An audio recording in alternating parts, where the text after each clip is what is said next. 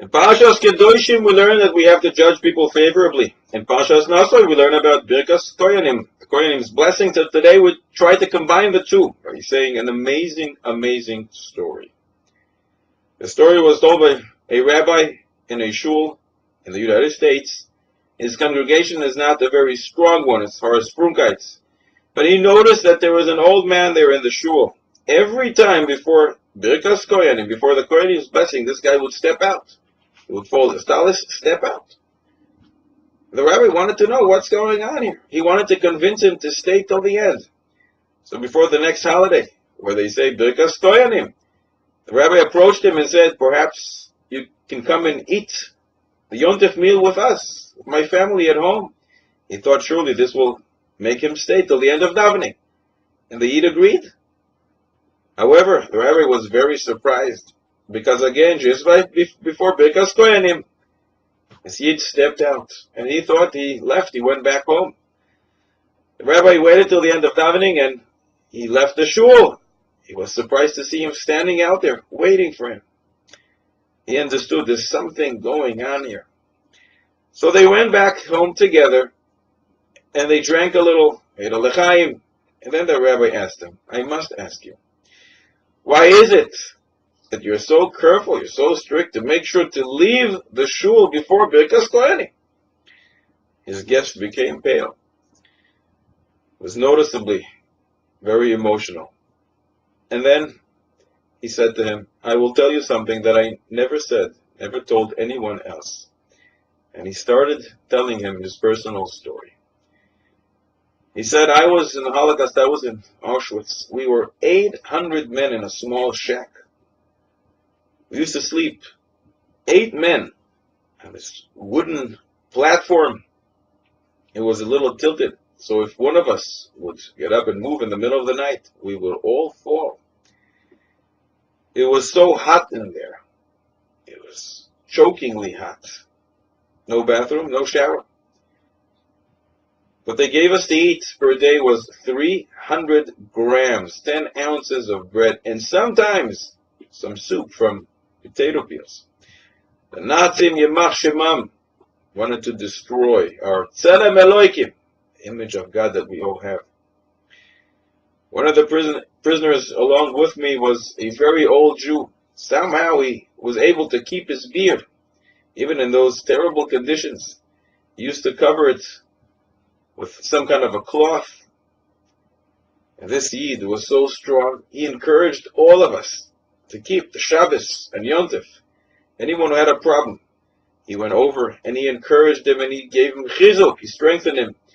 Many times he sat and listened to other people's trouble, to their problems. He hugged them with all his heart. Once he came into the shack and he told us, guys, in 2 weeks, Yontif of Pesach, we must conduct Leila Seder. We have to get a matzah shvua. Everyone should open their eyes, open their heart. We should find a way to get a kosher matzah, to observe the mitzvah. So we looked all over until we realized the commander of the camp had a Jewish servant who used to clean his house. We came to this Yid and we asked him that he should bake matzahs in the kitchen of the commander of the camp. Initially, it was terrifying. Crazy idea. But at the end, he agreed. He baked for us 2 kosher matzahs. Erev Pesach. In the evening, we sat on the floor. The old Jew started reading passages from the Haggadah that he knew by heart. We joined in those parts that we knew by heart. And then he gave each and one of us a shtickle matzah, a tiny little piece of matzah. After all, these 2 matzahs were supposed to be given to 800 men. There was an unbelievable awakening. Maror, bitterness, we had plenty of.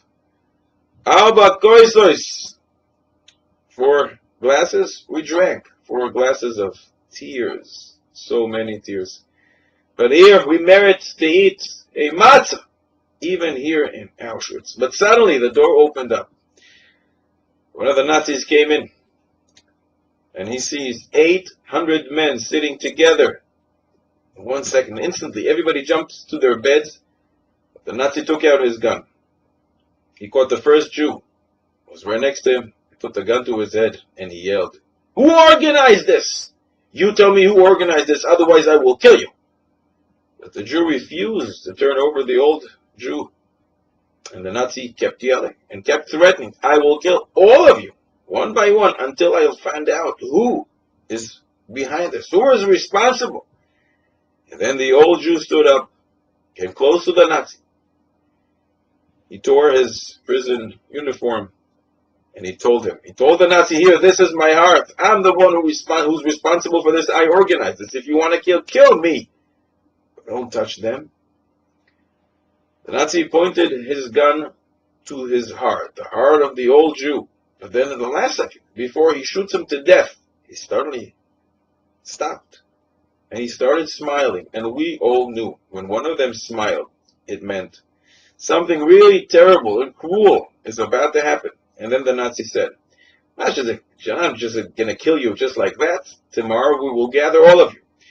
I will put you on a big stage and I will tell everybody what you did, and then I will kill you. And that's what happened. Following morning, they gathered all of us.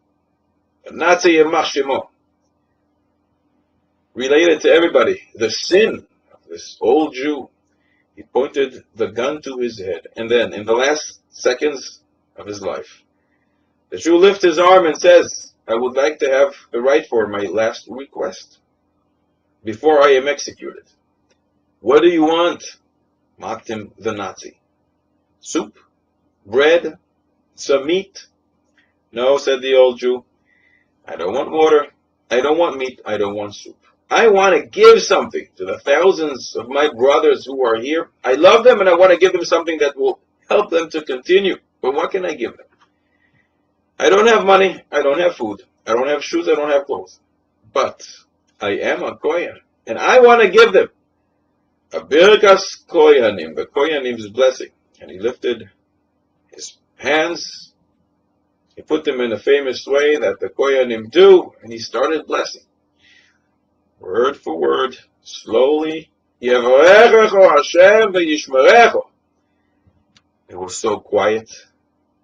Thousands of Jews stood there, looking down, eyes to the ground, a sea of tears. It was a cry without a sound. The ground, which was saturated with blood, was saturated now with boiling, salty, hot tears. Such emunah, such trust and faith in HaKadosh Baruch Hu, such Ahavas Yisrael, such love to Klal Yisrael. You saw the power of a Jewish neshama after so many years in Auschwitz, the years of constant hunger, ongoing labor in the snow, how they degrade him. But sorrows, afflictions, this Jew lost his whole family, everything he had, his whole world. Wicked Nazis did everything that he should also lose. His Tselem Eloikim should not be human anymore. He should turn into a beast. But he didn't break. He beat them. He remained a Jew with a Tselem Eloikim, and they were the beasts. Then after Auschwitz, said this man to the rabbi, I traveled to the States. I left Yiddishkeit completely. I wanted to run away from it all. I wanted to marry a Goya. But this image of this Birkas Kohanim was right in my face, right in front of my eyes, and I just couldn't do it. I married a Jewish lady. We had some kids. I wanted to send them to a Goyish school, but this image of the old Jewish man was right in front of my eyes, and I couldn't do it. I sent him to a Jewish school. Do you know why I leave the shul before a Birkas Kohanim? I don't want to lose that memory of that Birkas Kohanim of Auschwitz. I want to remember it forever. I want to have it ingrained in my heart. I don't want to have any other Birkas Kohanim to substitute it. How much Musar can we learn from this story?